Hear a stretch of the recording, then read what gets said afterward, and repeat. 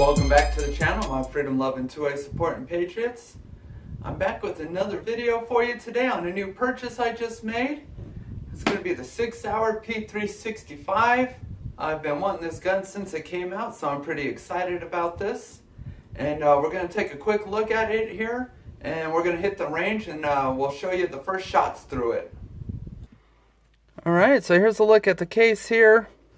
Nice hard case. Look at the side label there. I purchased this gun from Murdoch's, and I'd never even heard of them up until a few days ago. And that place is awesome. It's nice, like a Western Walmart almost. Production date, August 2020. I'm filming this in September of 2020.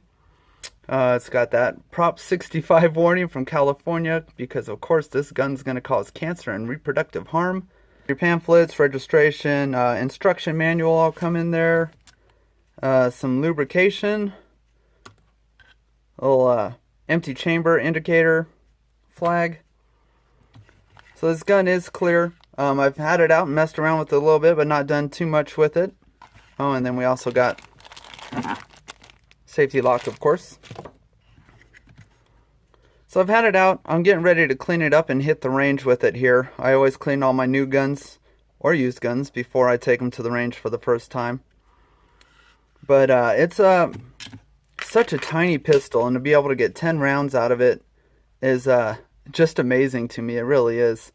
I'm able to get a little bit of a pinky grip, as you can see there, with the flush 10-round mag. If you drop that, add on the one with the pinky grip, you get even a better purchase. I wear size large gloves, if that helps anyone out. So you can see there, I'm able to get a full grip on it. Thumb's pretty far forward, so not too bad there. I really like the grip texture of it without having shot it so far. Trigger pull, gun is cleared so you can see. It's a little heavy, definitely heavier than my Walthers for sure, but it's not too bad. Hopefully that'll loosen up a little bit after getting some rounds through it here. One thing I really like about this is that it comes from the factory with tritium night sights. So if you can see those there, kind of blacked out in the rear there, and then you got your green dot up front.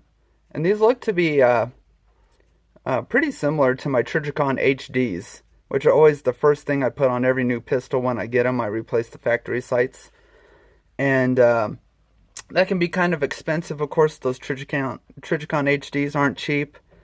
But I'm actually, just from kind of messing around with it for a little bit, I'm already really liking these sights. So I might actually just go ahead and keep these, which will, that'll be nice to save $100 as far as that goes.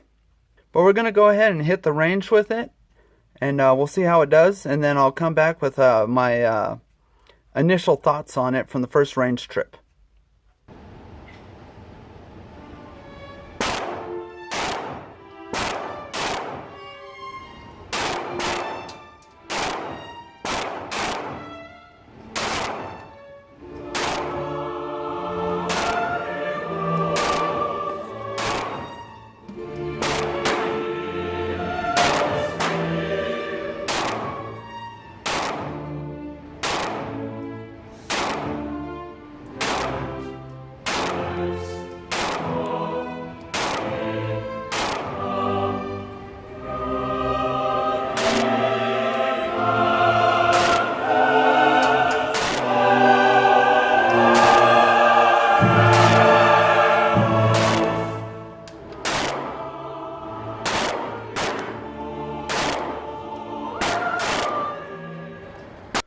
Alright, so we got home from the range, you guys. It was a successful range trip with this pistol. It seemed like everything I was shooting, however, was going left. So I think I might need to adjust that sight a little bit. Tap it over a little bit. Usually when I'm pulling the trigger, I'll pull shots low and left. And I'll roll in the targets here in a second. But I was pulling everything basically to the left. and not necessarily low. So I think I just need to adjust the sights on there, and then of course getting used to the trigger a little bit more will help as well. We visited a brand new range, and at this range, which was super nice, right above your head at the shooting line, they have two super bright halogen lights shining kind of in the shooter's area and downrange some.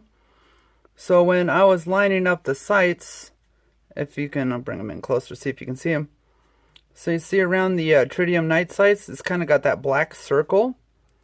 And you can kind of even see it here in the video. It's picking up a little bit of reflection out of those. And I have a ton of light on the workbench right now for the video. But that was kind of throwing off my sight personally when lining them up, getting that reflection off of those. So I'll have to try shooting it outdoors in my regular range and stuff, because those lights were just incredibly bright. And we'll see if that makes a difference as far as that goes. Otherwise, I really like these sights. I'd like to keep them, and hopefully that was just kind of a one-time thing at that range. We ran 200 rounds through it of 115 grain ball and a 124 grain ball. Everything functioned flawlessly. We had a couple failures to light the slide back, and I think that's just due to I'm used to like such a high grip. As you can see there, I'm riding that slide lock, and so I'm gonna have to make a conscious effort to ride my thumb a little bit lower with this. So I think that was just all me on that part. But yeah, otherwise it ran great. I am happy with it for the first 200 rounds. Personally, I like to get around 500 rounds through a gun between mixed ball and my carry load before I fully trust a gun and will start carrying it. So we got another few hundred rounds to get through there. I'll let you guys peek at the target real quick here. As you can see there, that's my first 50. That was at 5 yards. So as you can see, everything's to the left there. And like I said, I normally pull low left if anything, but that's just pretty much straight left. Pops, his first 50 was a little more, those were his first shots right there, and then he kind of brought it back in. The next 50 I shot was at 7 yards. There's the target there on that, so a little more spread out, which is expected at 7 yards. Pops, his second, I think he did 40 on this one, 40 or 50. I can't remember, but he got it dialed in a little bit better on his, a little more centered. So yeah, those are the groupings there. So overall, I'm really pleased with this gun and the first looks and first shots with it.